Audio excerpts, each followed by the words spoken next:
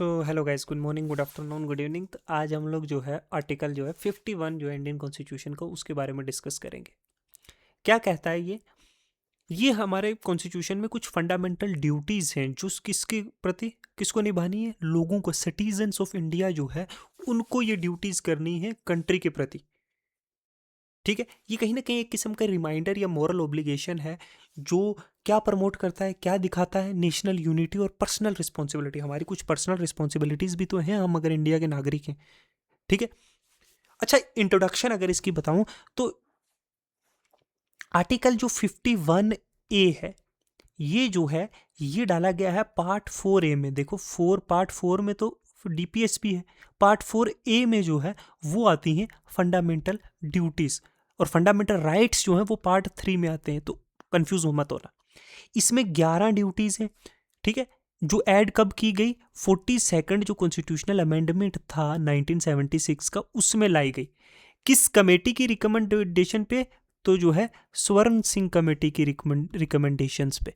स्वर्ण सिंह, उसने तो बहुत सारी फंडामेंटल ड्यूटीज बताई थी, लेकिन स्वर्ण सिंह कमेटी की रिकमेंडेशन पे ये 11 जो है ली गई, जिसमें 10 ही ली गई थी ओरिजिनली। 11वीं जो है वो ऐड जो है 2002 में की गई थी। तो it is clear, article 51A part 4A 11 fundamental duties, 42nd constitutional amendment act 1976। Non justiciable है, ये तो समझ गए कि कोर्ट इंटरफेयर नहीं कर सकता इनको डायरेक्टली इन्फोर्स करने के लिए, लेकिन ये सिटीज़न के बिहेवियर को, पॉलिसी मेकिंग को गाइड करता है, सिविक सेंस, एक सेंस ऑफ रिस्पॉन्सिबिलिटी पुट करता है, ये सारी चीज़ें। अच्छा, कौन कौन सी ड्यूटीज़ हैं वो पढ़ते हैं। देखो, 51 जो क्लॉज ए है, 51 क्लॉज ए, उसका सब क्लॉज जो है ए, वो कहता है abided by constitution, respect its ideal institutions, national flag and national anthem.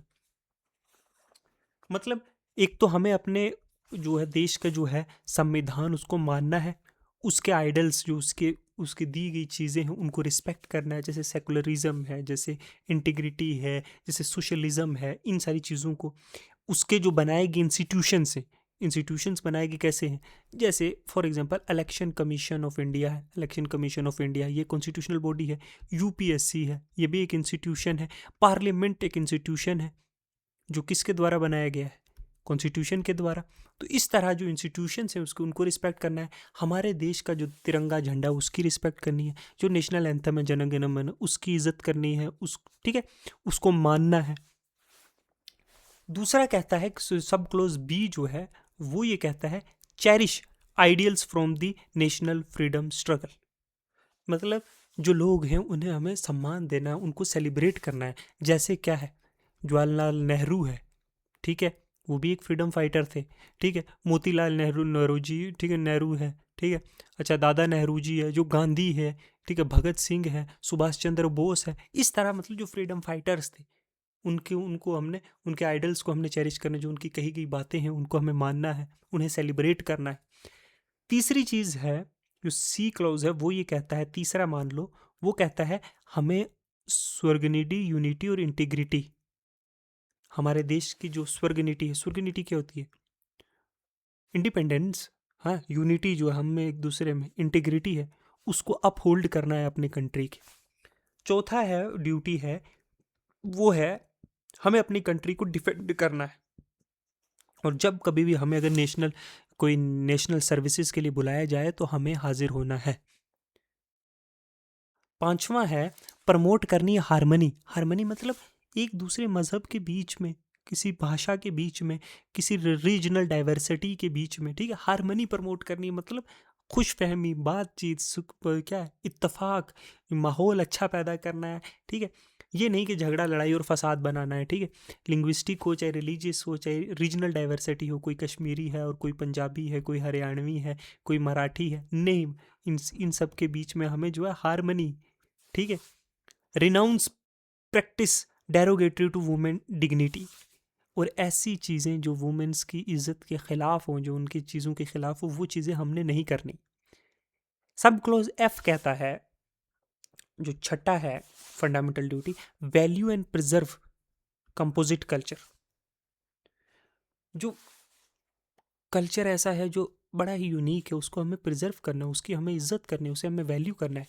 अच्छा, सातवीं है, सेवन्थ ये कहता है कि प्रोटेक्ट एंड इम्प्रूव इन्वायरमेंट को हमने बचाना है और उसे बेहतर करना है। जंगल हो गए, लेक्स हो गए, रिवर्स दरिया हो गए, वाइल्ड लाइफ हो गए, जानवर हो गए, ठीक है।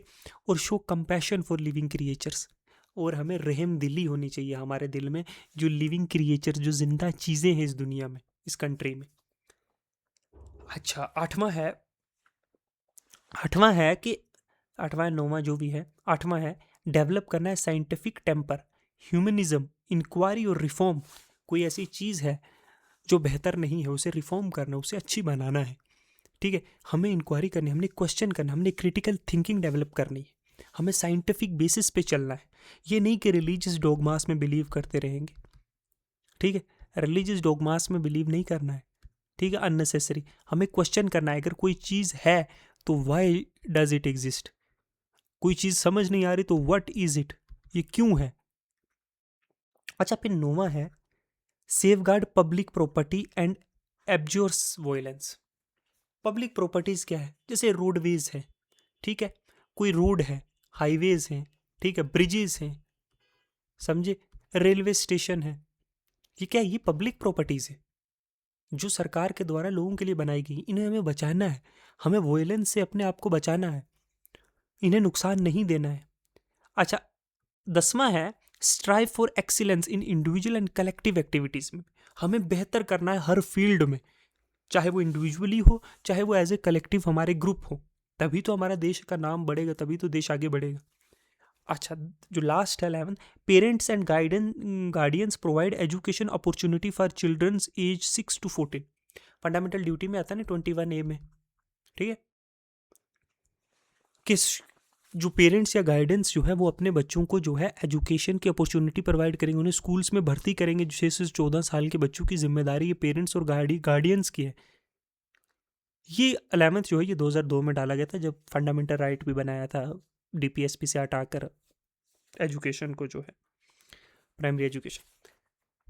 तो सिग्निफिकेंस कहीं ना कहीं ये फंडामेंटल ड्यूटीज़ जो है ये एक सिविक्स रिस्पॉन्सिबिलिटी डालती है हम लोगों पे, ये इन्फ्लुएंस करती है law making, like environmental protection act है, Supreme Court has use them to interpret right in cases of invoking public interest. जहाँ पब्लिक इंटरेस्ट जो है उसका जो है वो उल्लंघन हो रहा है, उसके जो खिलाफ जा रहे हैं, तो वहाँ सुप्रीम कोर्ट ने भी कहा है कि ये कुछ फंडामेंटल ड्यूटीज़ हैं आपकी।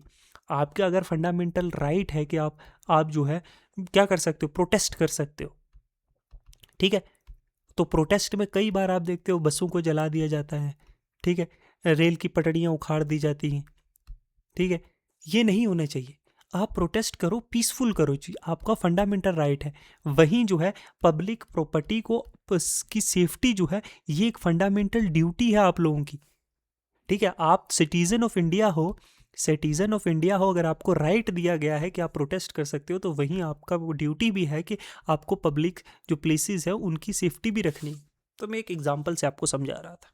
तो ये थी फंडामेंटल ड्यूटीज़। अगर कोई पूछे ये कहाँ से आई, तो आप बोलोगे आर्टिकल 51A से आई, ठीक है।